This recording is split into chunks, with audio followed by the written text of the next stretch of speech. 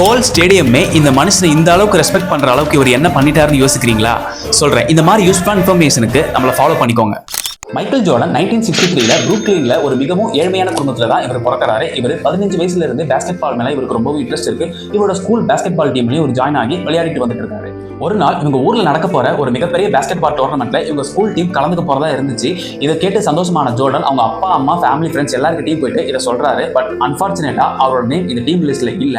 இதை ஏன்னு சொல்லிட்டு அவங்க கோச் கிட்ட இவர் கேட்கும்போது சொல்றாரு, இவரோட ஹைட் 4 இன்ச்சஸ் கம்மியா இருந்ததுனால அவர் அந்த டீம்ல இருந்து ரிஜெக்ட் பண்ணதா சொல்றாங்க. இதை கேட்டு ரொம்பவே உடஞ்சு போன ஜோர்டன் கொஞ்சம் கூட யோசிக்காம அந்த பிளேயர்ஸ்க்கு நான் ஹெல்ப் ஆச்சு பண்றேன், என்ன அந்த டோர்னமெண்ட் பார்க்க கூட்டிட்டு போங்கன்னு சொல்லிட்டு அவங்க கோச் கிட்ட ரொம்பவே கேட்டு ரெக்வஸ்ட் பண்றாரு. இதை கேட்டு அந்த கோச் அவங்களை கூட்டிட்டும் போறாரு. பட் அங்க போயிட்டு டோர்னமெண்ட்ல பிளே பண்ணாம அவர் பிளேயர்ஸோட செஸ்ஸை கலெக்ட் பண்ணிட்டு போறதை பாக்குற ஜோர்டனோட அப்பா அம்மா ரொம்பவே கஷ்டப்பட்டு மனமுடிஞ்சு போறாங்க.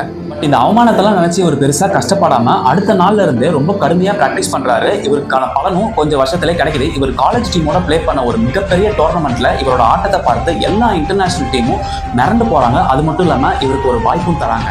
இவர் மட்டும் அன்னைக்கு இவரோட ஸ்கூல் டீம்ல அன்னைக்கு செலக்ட் ஆகாத நினைச்சு டவுன் ஆகியிருந்தா இந்நேரம் அவர் இந்த இடத்துல இருந்துக்க மாட்டாரு. ஸோ அதே மாதிரி தான் நம்ம லைஃப்ல நம்ம நிறையவே ஃபெயிலியர்ஸ் பார்ப்போம்.